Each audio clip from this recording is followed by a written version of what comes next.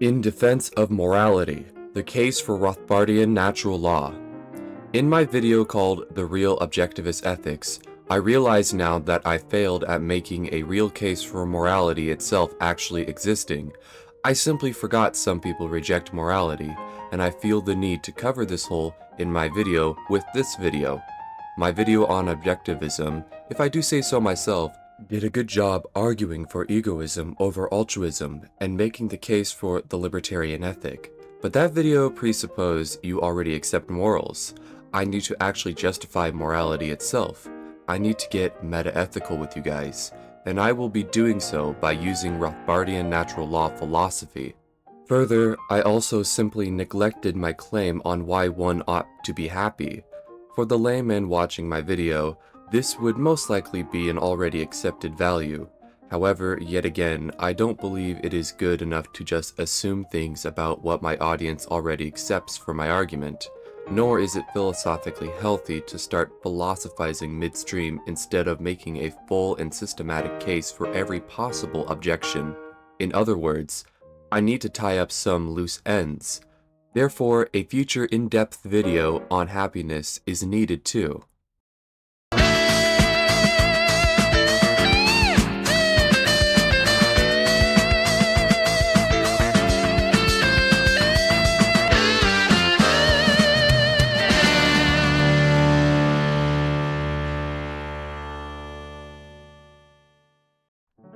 One, the nature of human action and morality.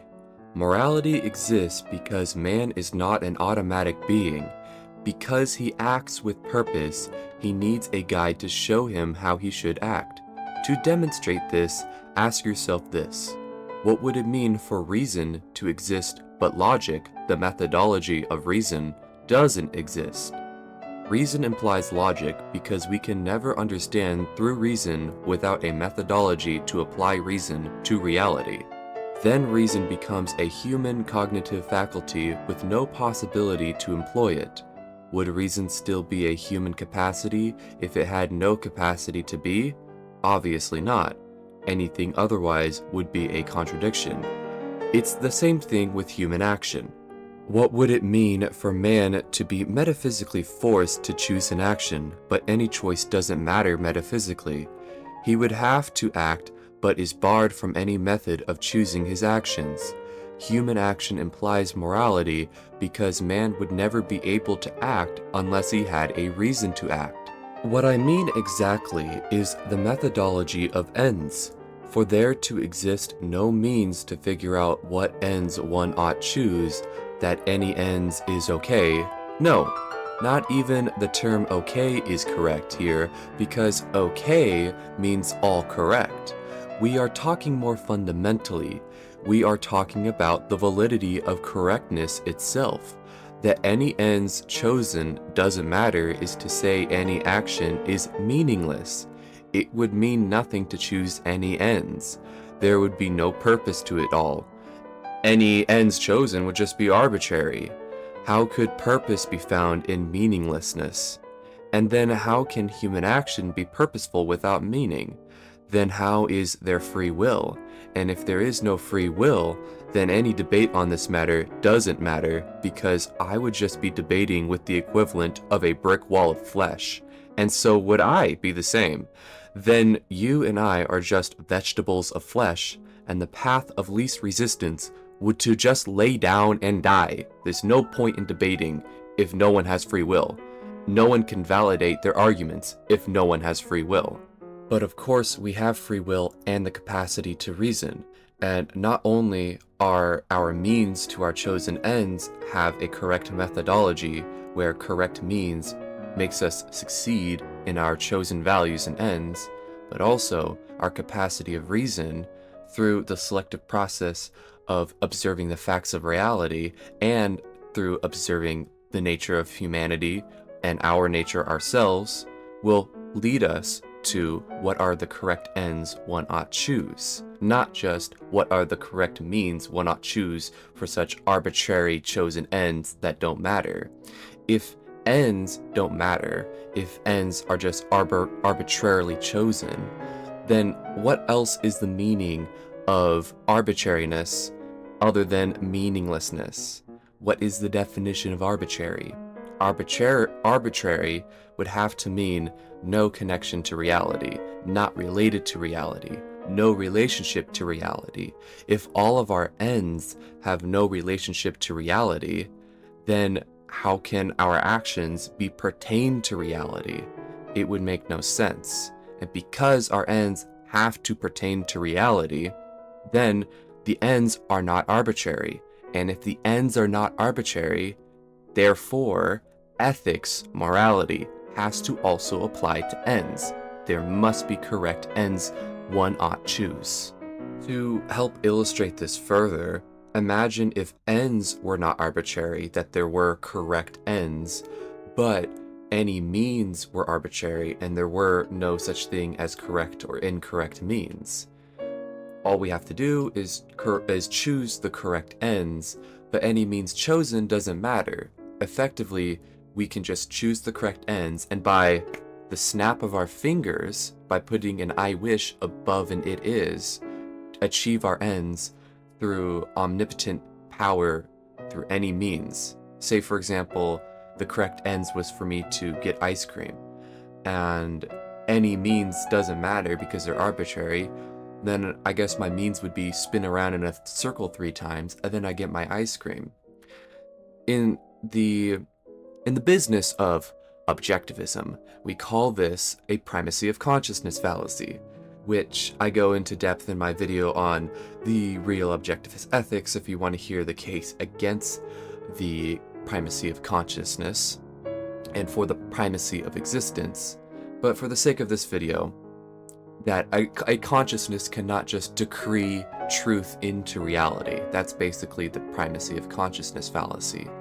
So, again, going back to our analogy of correct ends but arbitrary means, it would be a primacy of consciousness fallacy because we can just decree in whatever means we want and it does not matter, and then we achieve our ends correctly.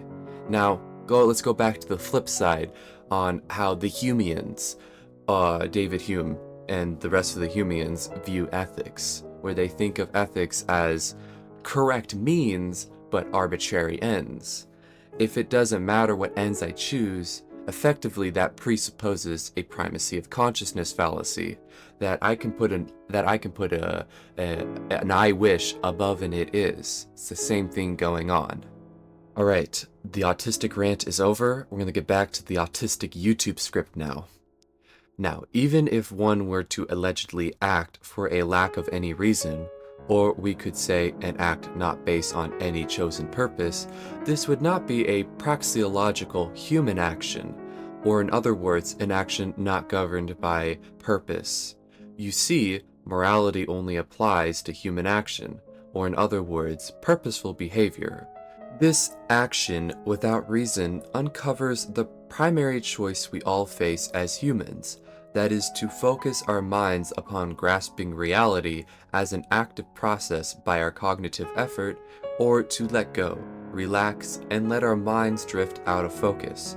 Let our actions be guided by nothing but the passing chemical reactions in our brains and the involuntary emotions that come our way.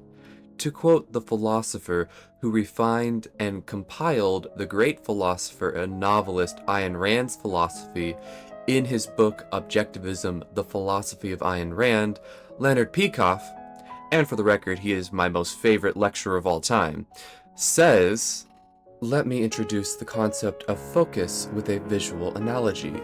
A man cannot do much with his faculty of vision until his eyes are in focus. Otherwise, his eyesight gives him only a blur or a haze, a kind of visual fog, in which he can discriminate reality little.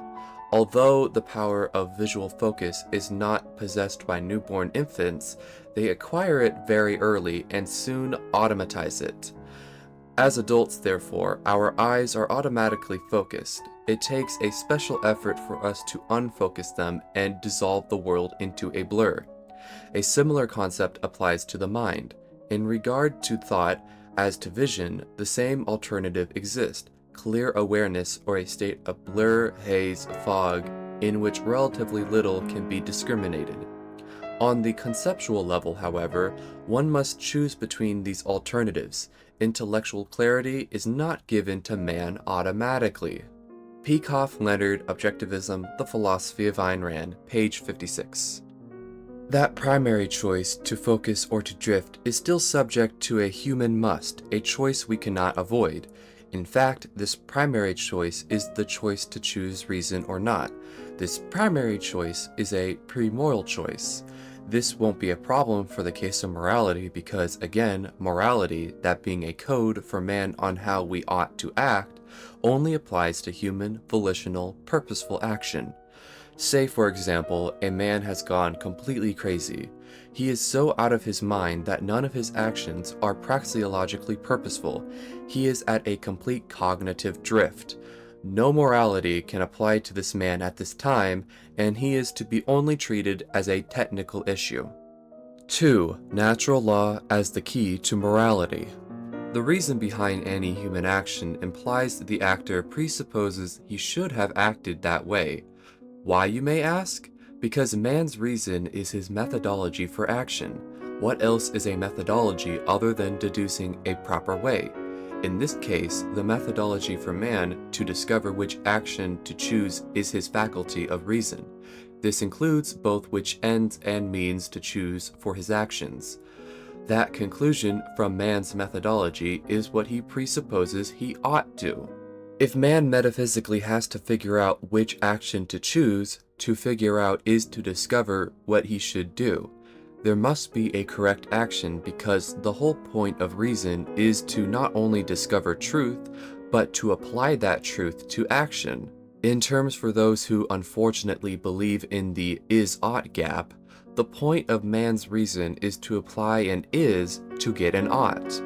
For man, it is to say these are the facts and now I must act. I must choose an action. Based on my evaluation of the facts, I come to a conclusion for my actions. You can have all the facts, but how you interpret those facts determines your actions. As reality is objective and real, there is a correct interpretation, and therefore a correct action. The correct action is in accordance with the facts. What those facts are and what those correct actions are leaves the realm of metaethics and enters into ethics, which is beyond the concerns of this video. To quote the great economist and libertarian philosopher Murray N. Rothbard, "In natural law philosophy, then, reason is not bound, as it is in modern post-Humean philosophy, to be a mere slave to the passions, confined to cranking out the discovery of the means to arbitrary chosen ends. For the ends themselves are selected by the use of reason, and right reason dictates to man his proper ends as well as the means for their attainment. For the Thomist or natural law theorist, the general law of morality for man is a special case of the system of natural law governing all entities of the world, each with its own nature and its own ends."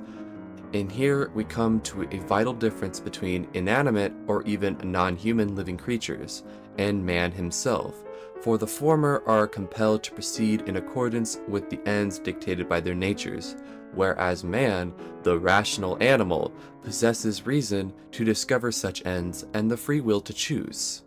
Rothbard Murray, The Ethics of Liberty, page 7. This profound insight shows us the purpose of man's reason. It is not only to choose correct means, as often many other philosophers deny there can be such things as a correct end to choose. Reason is man's means to discover what general and praxeological means and ends man ought choose. The standard by which man uncovers what he ought do is derived from understanding his own nature qua man. Again, I quote Rothbard, "An apple let fall will drop to the ground. This we all observe and acknowledge to be in the nature of the apple, as well as the world in general. 2 atoms of hydrogen combined with 1 of oxygen will yield 1 molecule of water, behavior that is uniquely in the nature of hydrogen, oxygen, and water. The world, in fact, consists of a myriad number of observable things or entities. This is surely an observable fact.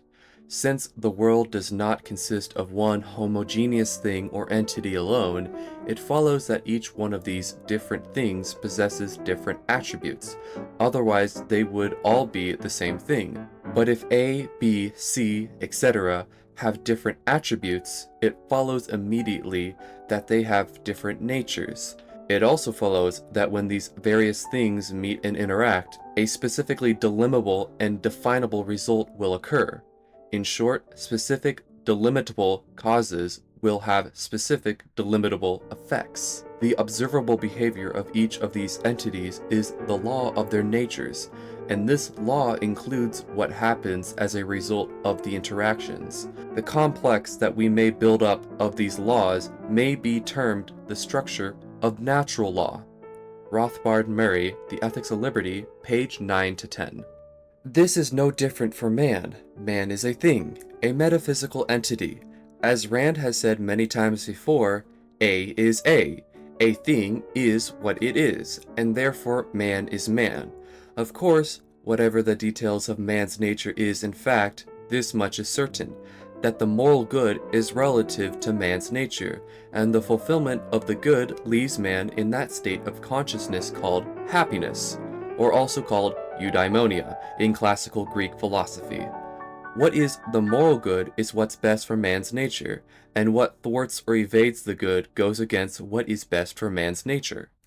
Remember, the fact of why man ought act for what is best for his nature is because man necessarily acts out of a belief such an action is what he can best come up with, as demonstrated in that every action seeks to remove a felt uneasiness, as described by Ludwig von Mises, about his current state of affairs, that he either seeks to exchange for a different state of affairs or seeks to preserve his current state of affairs as he values it above all other alternative possible actions he could employ. It therefore becomes clear we can get an ought from an is.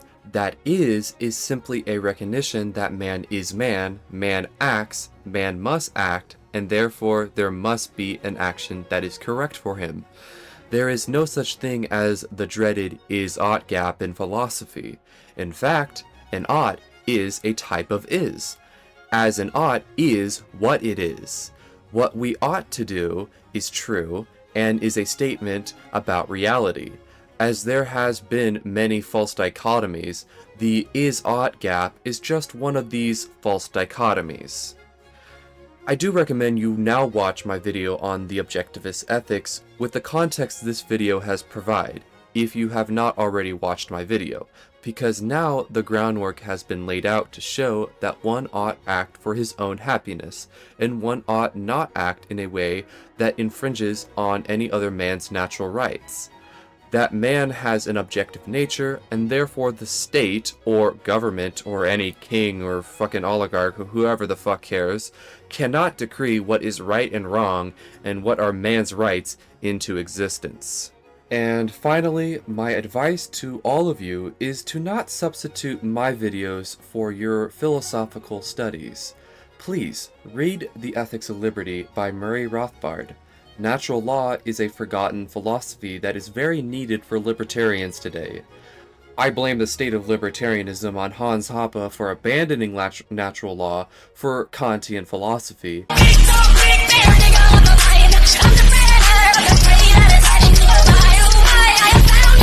and argumentation ethics, but that's a topic for a different video. I'll have the audiobook linked in the description below for The Ethics of Liberty. Thank you for watching, and have a good day.